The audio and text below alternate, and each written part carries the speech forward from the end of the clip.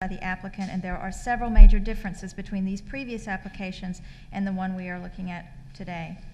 Staff had major concerns with the previous rezoning plans about the layout of lots, the lack of access, the crossing of an extremely sensitive environmental area with a road, and the plans of the applicant to fill in this stream, and the lack of open space. You'll reference cases 1603 and 104.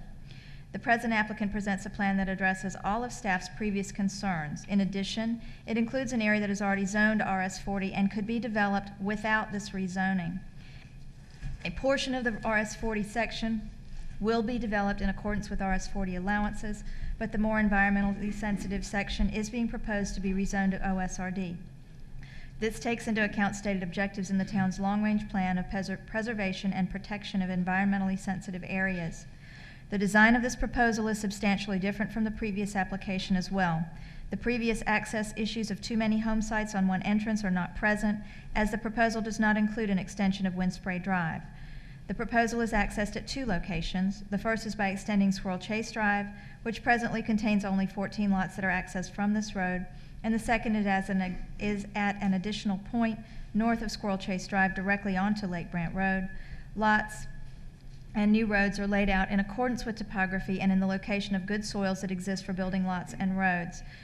The road crossing to the Wilson property comes from the east and not from the south, and while it is still necessary to cross the perennial stream, staff has examined this area with a soil scientist and believes that the impacts of crossing at this location are minimized and certainly are less so than in the previous application. The applicant has taken care to place nearly all of the 15% or greater slope area, drainage ways, and all major environmentally sensitive areas that constitute primary conservation area on this property into dedicated open space that could not be developed. The open space acreage dedication on the proposed plan equals substantially more than the required amount for both OSRD and RS40 sections of the proposed subdivision. This ensures that the bulk of the environmentally sensitive areas will be dedicated and protected and will not be allowed to be built upon or encroached by roads. You can see this on the rezoning sketch plan and the subdivision preliminary plat for the RS40 section. Staff is aware that a major state park is proposed to the east of the town and that this property was analyzed as a potential bubble for that park. While the environmental aspects of this property would certainly benefit from inclusion and preservation, in a park, the property is difficult to access in its present condition. A major capital outlay of public funds would be required in order to develop the property as the park, and the environmental aspects of stream crossing would be similar to this proposal. Developing the property as an open space residential project preserves the environmentally sensitive areas in their natural state and provides access to the property while enabling private monies to be spent instead of public dollars. This increases the tax base for the town and the county while obtaining the objective of preservation of environmentally sensitive areas for the future. With these factors in mind, staff recommends approval of the OSRD rezoning request. Thank you, Susan. Thank you. Does anybody have any questions? That's actually shown on the plan. I believe it was about 40. Is that? About 40 acres is already RS40 and could be developed already. They have access at the end of Squirrel Chase.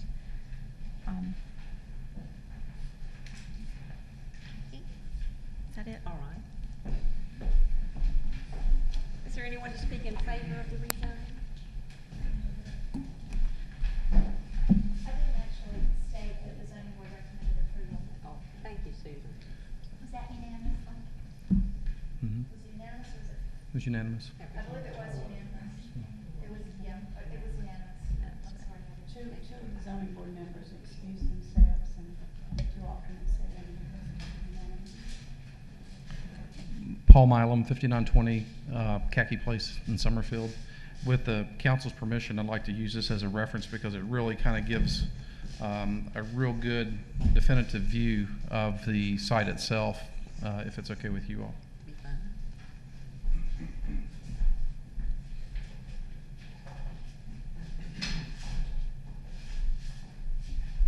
And would like for anybody who wants to take a closer look at that also to invite them to do so. This piece of property I fell in love with a long time ago. It's a beautiful piece of property that Donald and Wilson and his sisters own the property. Set through the wind spray rezoning and identified with some of the concerns and issues that I thought were very legitimate issues. when I decided I wanted to try to approach this piece of property and purchase it from the Wilsons and also the Chase Partnership, which owned the 40 acres of land, I wanted to go about it in a different way because I don't believe in self-inflicted pain.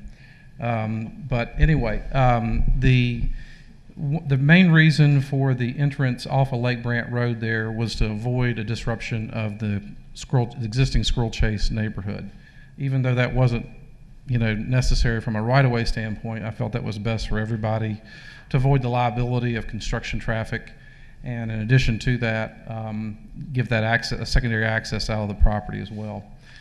The first 3 lots that you see at the very front there, quite frankly, it'll be questionable whether those 3 lots will have adequate soil. So I feel like this is a capacity, and I think we actually noted on the plan a maximum of 89 home sites. So I don't foresee anything more than that. The second phase, and I'm going to point that out, this area right in here is the 39 and some odd acres of land that was owned by a group called Chase Partnership. That piece of property has already been, it's already zoned RS40. We looked at the issues surrounding that property there. One major issue, I met with the Squirrel Chase, some of the homeowners, not everyone in Squirrel Chase, met with some of the homeowners there, tried to get a pulse of what their issues and concerns were. And the main issue was that connector road. And I've consulted with Lane Hall. Lane Hall said it's perfectly fine to keep that road closed for construction traffic, until I would make that decision to open it up, as long as I want to maintain the maintenance of that road. And quite frankly, my choices would be either to be responsible for any damages to the Squirrel Chase Drive or responsible for damages for a road that we built, to service it off the other entrance. So I would much prefer to avoid any liability, any disruption of those homeowners, because like anybody else, I don't want to get that phone call and have somebody upset with me. So that stub out is something that we intend to maintain as being closed and use the main entrance as the construction entrance, and it's actually labeled that way on the plan itself. The crossing, and I'm going to point that just out for a second. Right here. We looked at, had SE&C, Jim Beeson's company, look at that crossing with us. He has a wetland scientist, and when staff went out to walk it, because of the OSRD rezoning mandate within the ordinance, I actually had him on staff so he could answer any question, or on call or with us, so he could answer any questions for us. That particular location is the most minimal point of impact crossing that stream whatsoever. And he felt that there is no issue whatsoever in obtaining a permit. It would not need to go in front of NC, the North Carolina Department of Natural Resources, or the North Carolina Department of Water Quality, because of the limitation or the area, the minimal area that it would require for a crossing in that area. In addition to that, it does not cross any vernal ponds or any other environmentally sensitive area other than just the stream bed itself. As you go up onto the property, if you note the tree line, that's an exact tree line based upon an aerial photography.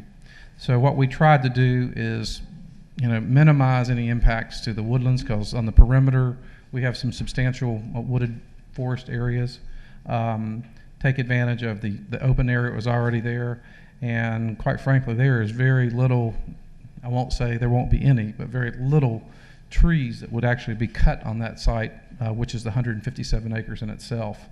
So I think that was an excellent opportunity to maximize just what a dairy farm had provided us as far as the site itself.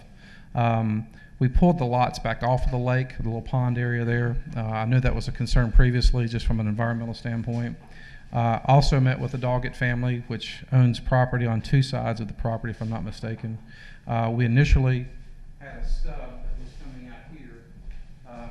At their request, we moved it to the side because I think they had just planted a pine grove of trees there, and they didn't want those disturbed. Let me think what else. Lot 52 is actually an amenity area. Our intention there would be a small pool, not a large pool, but a small pool, a covered pavilion area, change room facilities, and a playground. we've